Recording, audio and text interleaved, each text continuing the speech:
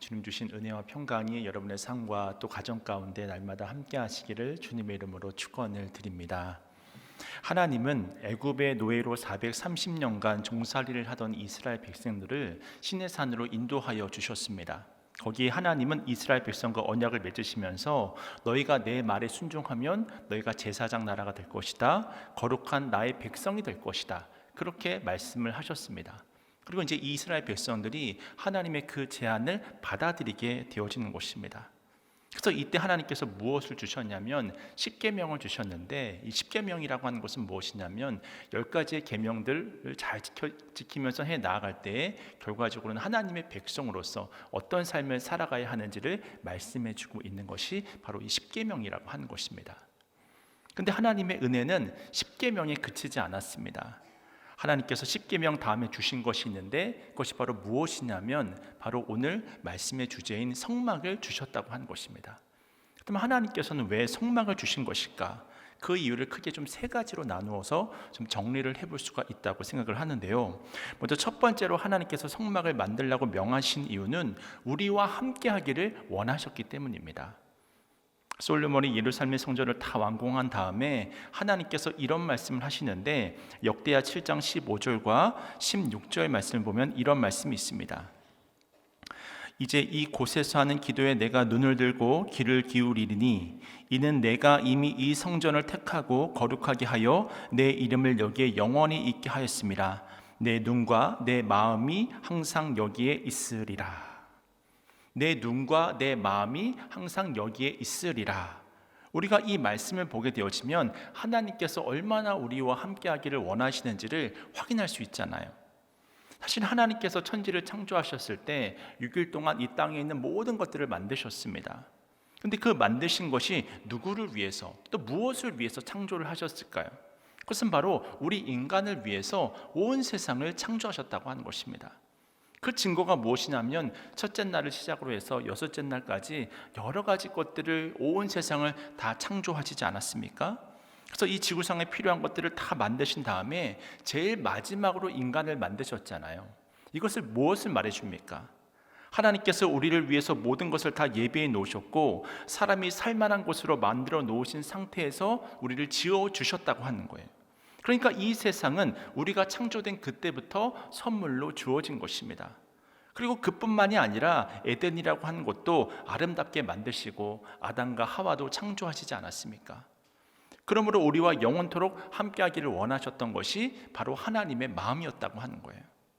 그래서 오늘 8절 말씀도 보게 되어지면 하나님께서 우리와 함께 하시기 위해서 이스라엘 백성들에게 성막을 만들라고 명하시는데요. 우리 8절 말씀 우리 함께 읽겠습니다. 시작. 내가 그들 중에 거할 성소를 그들이 나를 위하여 짓되, 이렇게 말씀하셨다고 하는 거예요. 사실 성막이라고 하는 것은 그 이동용 텐트와 같거든요. 이 성막은 하나님의 성전을 첫 번째로 만든 모형인데, 이 광야라고 하는 곳에서 이스라엘 백성들이 40년 동안 유목민과 같은 생활을 하지 않습니까? 그러니까 하나님의 성전도 계속 움직일 수밖에 없었고, 텐트를 접었다가 성막을 다시 폈다가 이런 것들을 잘 하기 위해서 작게 만들어질 수밖에 없었다고 하는 것입니다. 그러다 보니까 그 크기가 가로가 22.5m, 또 세로는 45m, 높이가 한 2m 정도 되니까 그렇게 크지가 않은 거예요. 근데 하나님께서 여기에 거하시겠다고 말씀하십니다. 그렇게 이스라엘 백성들은 성막을 중심으로 동쪽의 세 지파, 또 서쪽의 세 지파, 또 남쪽의 세 지파, 또 북쪽의 세 지파가 하나님의 성막을 중심으로 광야에 배치되도록 만드셨습니다. 이렇게 하신 이유는 너희가 나에게 올 수가 없으니까 내가 성막이 되어서 친히 너희 가운데 거하겠다고 하시는 하나님의 약속에, 또 하나님의 마음이 담겨져 있는 것입니다. 이것이 신약 성경에서는 하늘 보좌를 버리고 이 땅에 오신 예수 그리스도로 나타나게 되어지는 거예요. 그래서 이스라엘 백성들은 이 성막을 보면서 무엇을 느낄 수 있었을까요? 아, 하나님께서 우리와 함께 계시는구나. 천지를 지으신 하나님, 그 전지전능하신 하나님께서 없는 것을 있는 것으로 부리실 수 있는 유일한 하나님께서, 그 위대한 하나님께서 우리와 함께 하신다. 날마다 우리와 함께 동행하신다. 이처럼 이스라엘 백성들이 이 믿음으로 하나님과 동행하면서 광야길을 걸어갈 수 있었다고 하는 것입니다. 사실 하나님은 온 세상을 창조하신 하나님이시잖아요. 시간과 공간을 초월해서 존재하실 수 있는 우주보다 크신 하나님이시지 않습니까? 근데 그 존귀하신 하나님께서 이 조그만 성막 가운데 거하시겠다. 그러니 하나님의 우리를 향한 그 사랑이라고 하는 것은 얼마나 놀라운 사랑입니까? 그래서 하나님께서는 이런 약속을 주시는데요. 출애굽기 29장 45절부터 46절 말씀입니다. 내가 이스라엘 자손 중에 거하여 그들의 하나님이 되리니 그들은 내가 그들의 하나님 여호와로서 그들 중에 거하려고 그들을 애굽 땅에서 인도하여 낸 줄을 알리라. 나는 그들의 하나님 여호와니라. 이처럼 이스라엘과 함께 하신 하나님은 어떤 분이십니까? 애굽 땅 종 되었던 곳으로부터 이스라엘 백성들을 친히 이끌어내신 분이십니다. 그리고 이스라엘 백성들이 광야길을 걸을 때마다 때로는 구름 기둥으로, 때로는 불 기둥으로 그들의 모든 삶의 여정들을 옮기시고 이끌어 주신 분이십니다. 그뿐입니까? 만나도 먹이시고 또 메추라기를 먹이시고 또 목이 마를 때는 샘물을 터뜨려서 물을 먹게 하시고 그렇게 친히 인도해 주시는 그런 하나님이라고 하는 것입니다. 그래서 그 하나님께서 지금 계속 함께 계시겠다고 약속하고 계시는 거예요. 그리고 이스라엘 백성들이 가장 절망적인 역사의 어두움을 느꼈을 때는 또 이렇게 말씀을 하십니다. 여러분이 잘 아시는 말씀인데요. 우리 다 함께 이사야서 41장 10절 말씀 우리 함께 읽겠습니다. 시작. 두려워하지 말라. 내가 너와 함께함이라. 놀라지 말라. 나는 내 하나님이 됨이라. 내가 너를 굳세게 하리라. 참으로 너를 도와주리라. 참으로 나의 의로운 오른손으로 너를 붙들리라. 아멘. 그렇습니다. 우리가 이 세상을 살아가면서 두려워할 일들이 얼마나 많습니까? 또 놀랄 만한 일들은 얼마나 많이 경험을 하게 됩니까? 근데 하나님께서 함께 하시겠다고 말씀하고 계시잖아요. 내가 너를 도와주겠다. 너를 굳세게 하겠다. 너를 든든히 세워서 이 어려움들을 이겨낼 수 있도록 나의 의로운 오른손으로 너를 붙들어 줄 것이다. 이 약속을 들려주시면서 이스라엘 백성들을 소망으로 인도해 주시는 것입니다. 그런 의미에서 여러분, 믿음이라고 하는 것이 무엇일까요? 그것은 바로 내가 혼자가 아니고 지금도 하나님께서 나와 매 순간 함께하고 계신다고 하는 그 사실을 믿는 것이 믿음인 줄로 깨달으시길 축원을 드립니다. 우리가 이 사실을 깨닫게 될 때 우리의 마음속에 주님께서 주시는 그 평강이 날마다 강같이 밀려 들어오는 거예요. 그러니 세상의 어떤 어려움과 환난과 시험과 역경이 우리를 시험에 빠뜨릴 수 없게 하는 것이죠. 저는 이 사실을 야곱의 이야기를 통해 깨닫게 되는데요. 사실 야곱이라고 하면 성경의 인물 중에서 제가 제일 가깝게 생각하는 인물입니다. 왜냐하면 저랑 비슷한 부분이 너무나 많습니다. 흠도 많고 약점도 많고 너무나 연약한 사람이 바로 야곱이잖아요. 근데 이 야곱이 그의 삶 가운데 가장 힘들고 어려웠던 때가 바로 그의 형 에서를 피해서 하란으로 도망할 때였습니다. 아버지를 속이고 또 형의 축복을 가로채고 정말 죽을 것 같아 도망을 치는데 언제 야곱이 집을 떠나본 적이 있어야죠. 그리고 내가 다시 돌아올 수 있을까? 나의 앞날은 어떻게 될 것인가? 아무것도 모르는 상태에서 부모님의 집도 떠나서 그렇게 호련단신으로 떠나게 되어지니까 얼마나 그 마음 가운데 공포감이 있었을 수도 있고 또 외로웠을 수도 있고 두려움이 밀려들었겠습니까? 그러다가 루스 땅에 돌을 베고 자다가 꿈을 꾸잖아요. 근데 그 꿈속에서 꿈에 사닥다리가 보이게 되어지고 하나님의 사자가 오르락내리락 하는 그 모습을, 그 광경을 야곱이 발견하게 되지 않습니까?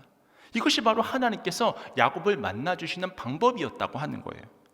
그리고는 하나님께서 야곱에게 말씀하시지 않습니까? 나는 여호와니 너의 조부 아브라함의 하나님, 이삭의 하나님이다. 그러면서 여러 가지 약속의 말씀을 주시는데 가장 중요한 말씀이 바로 이 말씀입니다.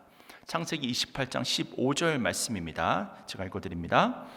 내가 너와 함께 있어 내가 어디로 가든지 너를 지키며 너를 이끌어 이 땅으로 돌아오게 할지라. 내가 내게 허락한 것을 다 이루기까지 너를 떠나지 아니하리라 하신지라. 아멘. 얼마나 중요한 말씀이 많이 있습니까? 내가 너와 함께 있을 것이다. 내가 내게 허락한 것을 다 이루기까지 너를 떠나지 아니할 것이다. 영원히 함께 할 것이다. 그것을 약속해 주고 계시지 않습니까? 이 말씀을 받고 야곱이 꿈에서 깨면서 너무나 감격해서 이런 고백을 하는 거예요. 이어지는 창세기 28장 16절 말씀인데요. 우리 함께 읽도록 하겠습니다. 시작. 야곱이 잠이 깨어 이르되 여호와께서 과연 여기 계시거늘 내가 알지 못하였도다. 아멘. 이제 하나님께서 여기 계신다고 하는 그 사실을 알았다고 야곱이 고백하고 있지 않습니까? 이 발견이 우리 신앙인들에게는 너무나 중요한 거예요. 아, 그렇구나. 나는 이 고독한 길을, 이 외로움의 길을 언제 이 맹수가, 이 짐승들이 나를 집어삼킬지 모르는 이 위험의 시간에 나 홀로 이 밤에 나 혼자 있는 것이 아니구나. 하나님께서 나와 함께하고 계시는구나. 나의 삶에 정말 함께하고 계시는구나. 야곱이 이것이 너무나 감동이 되어가지고 자기가 베개 삼았던 돌을 가져다가 기둥을 세우고 그 위에 기름을 붓고 베델이라 이름하면서 하나님 앞에 예배를 드리지 않습니까? 아마 그 순간 야곱의 가슴 속에 밀려들었던 마음이 무엇일까요? 분명 조금 전까지는 가슴이 막 요동치고 있었거든요. 두려웠거든요. 무서웠거든요. 걱정과 염려가 그치지 않았거든요. 그렇게 이리 흔들거리고 저리 흔들거리는 그 마음에 하나님의 평강이 임하는 것입니다. 동시에 그의 근심과 걱정과 염려가 일순간에 사라져버리는 그런 은총이 나타났다고 하는 것입니다. 야곱이 바로 이런 경험을 했기 때문에 그가 힘들고 어려운 일을 만날 때마다 그 기억을 상김하면서 나와 함께 하신 하나님을 바라보면서 베델로 올라가는 그런 일들을 했던 것입니다. 최근에 어떤 목사님께서 미국에서 발행하는 이 목회자를 위한 리더십이라는 잡지에 실린 이 마샤 슐리의 이야기라며 말씀해 주신 것을 들은 적이 있는데요. 그 이야기의 내용은 이렇습니다. 1991년 11월 22일 오후 8시 20분에 이 마샤 셜리의 가정에 이 토비라는 아이가 태어난 거예요. 근데 안타까운 것은 이 아이가 유전적인 희귀 질병을 가지고 태어났습니다. 그래서 세상에 나온 지 고작 2분밖에 안 되었는데 그만 하나님의 부르심을 받은 거예요. 근데 이 가정의 불행이라고 하는 것은 여기서 그치지 않았습니다. 더욱 안타까운 사연은 3개월 후에 그의 2살 된 딸이 또 목숨을 잃게 된 거예요. 여러분, 자녀를 그 3개월이라고 하는 짧은 시간 동안에 2명이나 잃었다고 하는 그 어머니의 슬픔을 우리가 무엇으로 헤아리며 이해할 수 있을까요? 얼마나 고통스러웠을까요? 그래서 너무나 힘들었던 셜리는 엄청난 상실감에 사로잡혀서 하나님께 따져 물었다고 합니다. 하나님, 도대체 이유가 무엇입니까? 도대체 2년밖에 살지 못하고 2분밖에 살지 못할 아이들이면 왜 저에게 이 아이들을 주신 것입니까? 그렇게 오열을 하면서 하나님께 따지듯이 묻고 기도하는 가운데 하나님의 음성이 들렸다고 하는 거예요. 그 음성은 이것이었습니다. 내 딸아, 나는 내 자녀를 2분만 살게 창조한 것도 아니고 2년만 살게 창조한 것도 아니다. 나는 너를 40년 혹은 100년 또 그렇게 살도록 창조한 것도 아니란다.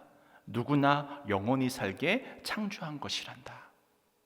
이때 셜리는 너무나 큰 슬픔 가운데 있었지만 결국 그의 2 자녀가 영원한 삶을 허락받았다고 하는 확신을 가지게 되었다고 합니다.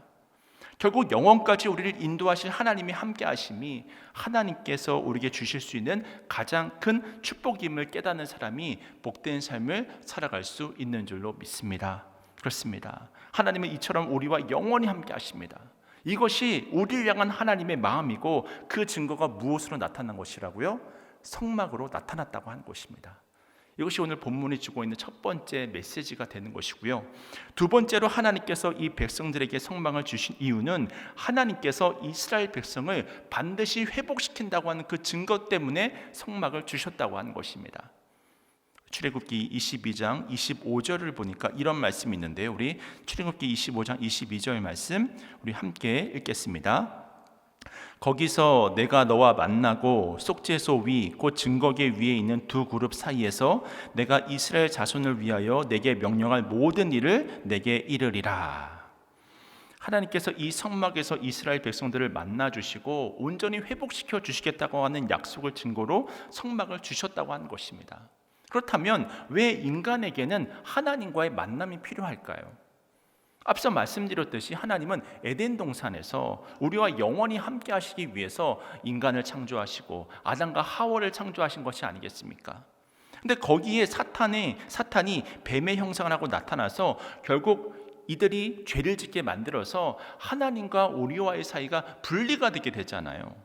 결국 이 죄가 하나님과 우리와의 사이를 가로막아 버려서 우리가 아무리 하나님을 원한다 할지라도, 우리가 아무리 하나님을 스스로 찾는다 할지라도 하나님을 발견할 수도 없고 하나님을 만질 수도 없고 하나님을 알 수 없는 그런 인생들이 다 되어버렸던 것입니다. 제가 말씀을 준비하며 어떤 책에서 이런 이야기를 읽게 되었는데요.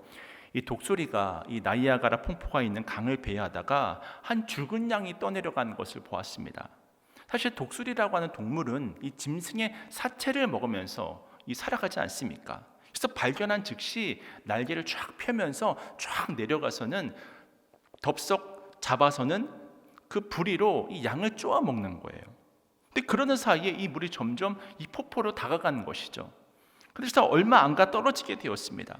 근데 독수리는 태평하게 그 양을 쥐어가지고는 계속해서 부리를 쪼아 먹는 것입니다. 왜냐하면 독수리는 날개가 있으니까 언제라도 폭포가 가까이 온다고 한다면 자기는 날아가면 된다고 하는 것이죠. 그래서 태평하는 마음으로 그렇게 쪼아 먹고 있었습니다. 그런데 그렇게 막상 떨어질 때가 되어서 날아가려고 하니까 이 발톱이 양의 털에 묶여가지고는 빠지지를 않는 거예요. 그래서 결국 독수리는 나이아가라 폭포 밑으로 빠져서 죽고 마는 그런 이야기를 읽었습니다. 마찬가지입니다. 우리도 우리 각자가 가지고 있는 죄로 인해서 다 죽음으로 가는 인생들이잖아요. 근데 우리가 흔히 착각하는 것이 무엇이냐면 나는 언제든지 그 죄라고 하는 것을 내가 스스로 털어버릴 수 있다, 내가 청산할 수 있다, 이런 착각을 한다고 하는 것입니다. 하지만 어느새 나도 모르게 죄의 노예가 되어 살아가는 것이 바로 우리들의 모습이라고 하는 거예요. 근데 하나님께서는 이 상태 이대로 우리를 내버려 두실 수가 없었습니다. 그래서 회복의 은혜를 베풀어 이 성막에서 제사를 드리라라고 명하시는 거예요. 그래서 우리가 잘 아는 번제라든지 또 소제라든지 화목제라든지 속건제라든지 속죄제라든지 이런 제사들을 드리게 된 것이거든요. 사실 성막은 예수 그리스도를 상징하는데 이 동쪽으로 들어가는 입구가 있었습니다. 이것을 통하지 않고는 성막 안으로 들어갈 수가 없었습니다. 그래서 그렇게 들어가게 되어지면 제일 먼저 만나는 것이 무엇이냐면 번제단이고 그 다음에 이제 물두멍이 있고 이제 그런 것이거든요. 근데 번제단을 만나게 됩니다. 이 번제단에 바치는 제물은 주로 양이나 염소인데 흠없는 양이나 염소를 제물로 바치게 되어지는 거예요. 그리고는 제사장이 보여주고 나서 먼저 양 위에 손을 얹고 안수하면서 나의 그 모든 죄를 이 흠없는 어린 양에게 전가를 시키는 것이죠. 그런다 하면 자기가 그 양을 잡습니다. 그리고 이것을 제단 위에 올려서 불에 태웁니다. 그리고 그 피를 제사장에게 주면 제사장이 제단 위에다가 그 피를 뿌리는 거예요. 이런 일련의 과정을 거치면서 이 제물을 바쳤던 사람이 무슨 생각을 하게 될까요? 이 죄로 내가 피 흘려 죽었어야 되는데 이 흠없는 어린 양이, 이 흠없는 염소가 나 대신 이 제물이 죽었구나. 그러면서 정말 하나님께서 은혜를 베풀어 주시지 않으면 내가 하나님께 나아갈 수 없는 그런 보잘것없고 초라한 인생이구나, 그 사실을 보게 되어지는 것입니다. 깨닫게 되어지는 것입니다. 그럴 때 그 피로 말미암아 하나님께 나아갈 길을 주님께서 열어주시는 거예요. 그 연약한 심령 위에, 그 회개하는 그 심령 위에 하나님께서 은혜를 베풀어 주시는 것입니다. 그렇게 죄로 인하여 죽을 수밖에 없었던 삶이 다시 회복이 되어지고 하나님과 다시 연결되는 그런 삶을 살아가게 되는 것이죠. 그렇다면 하나님과의 관계가 회복되는 것이 도대체 나의 인생과 나의 삶에 무슨 이유가 있을까? 무슨 의미가 있을까? 그것은 바로 내 인생의 모든 문제가 해결된다고 하는 것입니다. 하나님과의 관계가 연결될 때 내가 이 땅에서 겪는 그 수많은 고통 또는 아픔, 낙심과 절망되는 그 모든 일들로부터 자유롭게 되는 줄로 깨달으시길 축원을 드립니다. 그 근거가 바로 히브리서 4장 14절 이하의 말씀인데요, 제가 말씀을 읽어드립니다. 그러므로 우리에게 큰 대제사장이 계시니 승천하시니 곧 하나님의 아들 예수시라. 우리가 믿는 도리를 굳게 잡을지어다. 우리에게 있는 대제사장은 우리의 연약함을 동정하지 못하실 리가 아니요 모든 일에 우리와 똑같이 시험을 받으신 이로되 죄는 없으시니라. 우리 16절은 함께 읽습니다. 시작. 그러므로 우리는 긍휼하심을 받고 때를 따라 돕는 은혜를 얻기 위하여 은혜의 보좌 앞에 담대히 나아갈 것이니라. 아멘. 이처럼 우리는 예수 그리스도의 보혈의 은혜로 죄-씻음을 받고 그 은혜로 회복이 되어져서 하나님의 자녀가 된 줄로 믿습니다. 이 성막이 바로 그 증거가 되어지는 거예요. 그렇습니다. 하나님께서는 이 성막을 통해서 내가 너희들을 반드시 용서하고 하나님께 나아갈 수 있는 그 길을 만들어내겠다는 그 약속의 증거로 이 성막을 우리 가운데 허락하여 주셨다고 하는 것입니다. 그런 의미에서 우리가 이 땅을 살아가면서 나는 외롭다, 나는 고독하다, 내가 어디로 가야 할지 모르겠다, 그때 예수 그리스도의 보혈의 피를 찬양하는 거예요. 그 피를 의지하는 것입니다. 또 그 피를 주장하는 것입니다. 그랬을 때 결국 내가 그 보혈의 은혜로 말미암아 죄 씻음을 받게 되어지고 하나님께 나아가는 길이 열리는 줄로 깨달으시길 축원을 드립니다. 그렇게 회복된 교제권 위에 주님께서 내 기도를 들으시는 거예요. 기도를 듣는 것에서 그치시는가요? 그렇지 않으시고 하나님께서 응답하여 주시잖아요. 때를 따라 돕는 은혜를 통해서 응답하여 주심으로 말미암아 하나님의 회복의 역사가 날마다 우리 가운데서 일어나는 것입니다. 바라기는 날마다 우리를 긍휼히 여기시며 회복의 은총을 베풀어 주시는 주님을 바라봄으로 늘 승리하는 삶을 살아가시는 여러분 모두가 되시기를 주님의 이름으로 축원을 드립니다. 마지막 세 번째로 하나님께서 성막을 주신 이유는 이스라엘 백성들을 통치하신다고 하는 그 증거로 성막을 주셨다고 하는 거예요. 사실 이 통치라고 하는 단어 자체는 이 누군가의 지배를 받는다는 그런 개념을 가지고 있잖아요. 그렇기 때문에 이 단어가 부정적인 의미를 가지고 있을 때는 우리의 자유를 박탈하는 의미를 가지고 있습니다. 우리가 마음대로 행하지 못한다고 하는 어떤 속박의 의미도 가지고 있는 것입니다. 하지만 우리의 인간의 생사화복을 주관하시고 우리 삶의 그 모든 걸음을 인도하시는 하나님의 통치는 그렇게 부정적으로 나타나지 않는다고 하는 거예요. 왜냐하면 하나님의 통치는 늘 완벽하기 때문입니다. 근데 그 완벽한 통치를 이루신 하나님께서 우리를 어떤 존재로 대하시냐면 너무나도 우리를 사랑하시는 거예요. 그래서 너무나 사랑하셔서 자신의 독생자까지도 십자가에 못 박혀 죽게 하실 정도로 우리를 사랑하시는 분이잖아요. 그렇다고 한다면 하나님의 통치 아래 인도하심을 받고 하나님의 공급하심과 보호하심을 누리는 우리의 인생길이라고 하는 것은, 하나님의 통치를 받는 우리의 인생길이라고 하는 것은 자유를 박탈당하거나 억압당하는 느낌이 아니라 평안한 것이죠. 하나님께서 우리를 보호하시니까, 하나님께서 우리를 공급하시니까, 하나님께서 우리를 인도하시니까 평안한 것입니다. 그래서 저는 다윗의 시편 23편에서 고백하는 그 내용을 이렇게 좀 세 단어로 요약할 수 있다고 생각하는데, 첫째는 하나님께서 내 인생에 공급해 주셨다. 두 번째는 하나님께서 내 인생을 보호하셨다. 근데 공급과 보호로 그치는 것이 아니라 세 번째로 하나님은 내 인생을 인도하여 주셨다. 이처럼 다윗의 삶을 친히 공급하시고 보호하시고 인도하셨던 그 하나님께서 우리의 삶을 친히 다스리시겠다고 하는 그 약속이 무엇을 통해 나타난다고요? 성막을 통해 나타난다고 하는 것입니다. 그래서 민수기 9장 15절부터 17절까지의 말씀은 다음과 같이 증거를 하는데요. 성막을 세운 날에 구름이 성막 곧 증거의 성막을 덮었고, 저녁이 되면 성막 위에 불 모양 같은 것이 나타나서 아침까지 이르렀으되, 항상 그러하여 낮에는 구름이 그것을 덮었고 밤이면 불 모양이 있었는데, 구름이 성막에서 떠오르는 때에는 이스라엘 자손이 곧 행진하였고 구름이 머무는 곳에 이스라엘 자손이 진을 쳤으니. 이처럼 이스라엘 백성들이 나아가고 멈춰서는 것, 또 그리고 이들이 행하는 모든 일들 가운데 하나님의 통치가 임하는 것을 지금 우리가 본문 말씀을 통해서 확인할 수 있잖아요. 그리고 성막 가운데 계신 하나님의 인재는 이제 이스라엘 백성들이 가나안 땅에 정착하면서부터는 성막이 아니라 성전으로 바뀌게 되어졌습니다.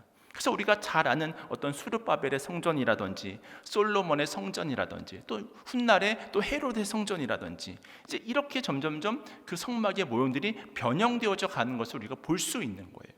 근데 이것이 신약으로 오면 이 개념이 좀 더 구체화됩니다.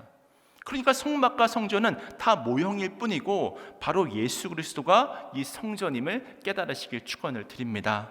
이것이 가장 중요한 것이죠. 그래서 구약에서는 하나님께서 성막과 성전 속에 거하심으로 이스라엘 백성들을 다스리시고 통치하셨지만, 하지만 신약 시대에 와서는 그리스도를 통해서 우리를 다스리시고 통치하시는 거예요. 그리고 이제 예수님의 부활 승천 이후에는 성령을 통해서 우리를 다스리시고 이 세상을 통치하고 계신 것입니다. 그러므로 내 인생을 죄와 저주와 죽음의 사슬로 묶여진 그런 어떤 삶으로 이끌어 가시는 것이 아니라 매 순간 의와 희락과 화평의 삶으로 내 삶을 친히 인도하여 주시겠다고 하는 거예요. 고린도전서 6장 19절부터 20절까지의 말씀입니다. 너희 몸은 너희가 하나님께로부터 받은 바 너희 가운데 계신 성령의 전인 줄을 알지 못하느냐? 너희는 너희 자신의 것이 아니라 값으로 산 것이 되었으니 그런즉 너희 몸으로 하나님께 영광을 돌리라. 그래서 이처럼 내가 성령의 전인 것을 깨달은 사람은 하나님 중심의 삶을 살아갈 수밖에 없습니다.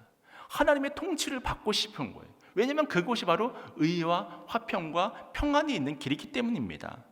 그래서 성막 중심으로 이스라엘 백성이 거주한 것처럼 하나님과 교제하며 하나님이 인도함을 받으면서 살아가는 것이 바로 복된 삶인 것입니다. 그렇다면 이것을 좀 더 구체적으로 말씀드리면 이러한 삶은 무엇으로 표현이 되어질 수 있을까? 그것은 바로 하나님의 말씀에 붙들린 삶이라고 할 수 있는 것입니다. 그렇다면 하나님의 말씀에 붙들려 살아간다고 하는 것은 또 무엇일까? 그것은 바로 하나님의 말씀을 우리가 귀 기울여 듣고 그 말씀을 청종하고 매 순간 순종하는 삶을 말합니다. 그것이 바로 하나님의 통치를 인정하는 삶인 것이죠. 이 말씀의 중요성을 우리가 신명기 28장을 보면 더욱 명확하게 깨닫게 되는데요. 이 신명기 28장에는 이 축복과 저주에 대해서 말씀을 하고 있습니다. 그래서 신명기 28장을 쭉 읽어 내려가다 보면 축복에 대해서 이렇게 이야기를 합니다. 너희가 성읍에서도 복을 받고 들에서도 복을 받고 들어와서도 복을 받고 나가서도 복을 받고 또 머리가 될지언정 꼬리가 되지 않고 위에만 있고 아래에 있지 아니하고 내 창고와 내 손으로 하는 모든 일에 복을 내기시겠다고 하는 그 놀라운 축복의 말씀이 신명기 28장에 기록이 되어져 있습니다. 근데 이런 귀한 축복을 받으려면 어떻게 해야 되느냐 궁금하지 않으십니까? 신명기 28장 1절 말씀인데요. 그 비결에 대해서 우리 함께 말씀을 함께 읽도록 하겠습니다. 시작. 내가 내 하나님 여호와의 말씀을 삼가 듣고 내가 오늘 내게 명령하는 그 모든 명령을 지켜 행하면 내 하나님 여호와께서 너를 세계 모든 민족 위에 뛰어나게 하실 것이라. 아멘. 내가 내 하나님 여호와의 말씀을 삼가 듣고 내가 오늘 내게 명령하는 그 명령을 지켜 행하면, 다시 말해서 하나님의 말씀을 듣고 그렇게 말씀하신 그 모든 것들을 순종하게 되어지면 이래도 복을 받고 저래도 복을 받을 수 있는 복된 삶을 살아갈 수 있을 것을 약속하고 계신 것입니다. 하는 일들마다 형통케 될 것을 약속하고 계신 거예요. 다음 모세가 여러분 이렇게 말하는 이유가 무엇일까요? 사실 모세는 지금 120년 동안 하나님과 동행하면서 경험한 이야기를 하고 있는 것입니다. 그러면서 반대로 경고를 하고 있는 거예요. 너희 출애굽 1세대들이 축복을 받지 못하고 저주를 받았던 이유가 무엇인 줄 아느냐? 신명기 28장 15절 말씀입니다. 제가 읽어드립니다. 반대로 내가 만일 내 하나님 여호와의 말씀을 순종하지 아니하여 내가 오늘 내게 명령하는 그의 모든 명령과 규례를 지켜 행하지 아니하면 이 모든 저주가 내게 임하며 내게 이를 것이니. 아주 끔찍한 말씀이죠. 그러니까 축복과 저주라고 하는 것은 우리의 선택에 달려 있다고 하는 것입니다. 그 선택의 기준은 하나님의 말씀을 지킬 것이냐 지키지 않을 것이냐로 갈라진다고 하는 거예요. 그러면서 모세는 하나님의 말씀에 순종함으로써 매 순간 하나님의 통치를 받으라고 말씀합니다. 그러면서 하나님의 보호하심과 공급하심과 인도하심이 함께 있는데 왜 이 길을 따르지 않으려고 하느냐? 하나님의 말씀에 순종하지 않았을 때는 이런 저주가 따를 것이니 반드시 하나님의 말씀에 순종함으로 이 축복을 믿음으로 받아들여라. 그것을 지금 신명기의 말씀을 통해서 우리에게 증거해주고 있는 것이죠. 그리고 이처럼 우리가 말씀을 통해 하나님의 통치를 받게 되면 모든 문제의 해답이 하나님께 있음을 깨닫게 됩니다. 하나님께서는 여시면 닫을 자가 없고 하나님께서 닫으시면 열 자가 없다는 사실을 깨달으시길 축원을 드립니다. 고난의 대명사, 고난 중에 있던 욥이 고백했던 내용 중에 이런 말씀이 있습니다. 욥기 23장 13절과 14절 말씀입니다. 그는 뜻이 일정하시니 누가 능히 돌이키랴. 그의 마음에 하고자 하시는 것이면 그것을 행하시나니 그런즉 내게 작정하신 것을 이루실 것이라. 이런 일이 그에게 많이 있느니라. 하나님이 이 세상을 실제적으로 다스리시고 통치하시는 분이라고 하는 것입니다. 그러므로 우리를 통해 작정하신 일을 반드시 이루신다고 하는 거예요. 그런데 우리가 살다가 어려운 문제를 만나게 되면 누구를 찾아가야 됩니까? 하나님을 찾아가야 하는 줄로 믿습니다. 우리 속담 중에 이런 속담이 있잖아요. 산에 가야 범을 잡고 또 물에 가야 고기를 잡는다. 내가 이루고자 하는 목표가 있다면 그 목표를 이룰 수 있는 곳으로 찾아가야 되는 거예요.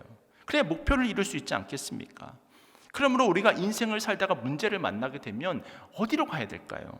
그것은 바로 인간의 힘으로 해결할 수 없는 그런 문제에 직면하게 될 때 우리가 찾아가야 할 곳은 바로 하나님의 통치가 임하는 곳, 바로 이 예배의 자리, 또 말씀의 자리, 기도의 자리인 줄도 깨달으시길 축원을 드립니다. 그럼 반드시 하나님께서 승리의 길을 허락해 주신다고 하는 거예요. 사실 우리가 하나님을 사랑할 수 있는 존재가 되었다는 것이 얼마나 큰 축복인지 모릅니다. 사랑은 상대방이 받아줘야지만 우리가 사랑을 할 수 있는 것이잖아요. 근데 만약 여러분이 길을 가다가 마음에 드는 사람을 만나서 내가 오늘부터 당신을 사랑하기로 결정했습니다, 그렇게 말하면 그 상대방이 여러분에게 어떤 말을 하겠습니까? 아마 험한 말을 하겠죠. 또 그것이 말로 안 될 것 같으면 경찰을 부르겠죠. 그런데 하나님은 우리를 향해 사랑한다고 말씀하시잖아요. 전능하신 하나님께서, 온 세상을 창조하신 우주보다 크신 하나님께서 우리를 사랑하신다고 말씀하시잖아요. 그래서 오늘 말씀처럼 이스라엘 백성들에게 십계명뿐만이 아니라 성막을 허락하셨던 것입니다. 그렇게 우리와 날마다 함께 하시며 우리를 회복시키시며 또 우리를 매 순간 통치하셔서 사망의 길로 또 저주의 길로 가는 것이 아니라 생명의 길로, 또 모든 것이 합력해서 선을 이루는 길로 지금 이 시간에도 우리와 동행하시며 인도하여 주시는 줄로 믿습니다. 그런 의미에서 결국 성막이 예수 그리스도를 말씀한다면 지금 특별히 이 시간 우리가 사순절을 보내고 있는데 성막을 통해서 나타난 하나님의 사랑을 깨달아서 마음과 뜻과 정성을 다해서 하나님을 더욱더 뜨겁게 사랑하실 수 있는 여러분 모두가 되시길 축원합니다. 그러므로 하나님께서 작정한 하늘의 신령한 복을 늘 충만히 누리는 복된 삶을 살아가시는 여러분 모두가 되시기를 주님의 이름으로 축원을 드립니다.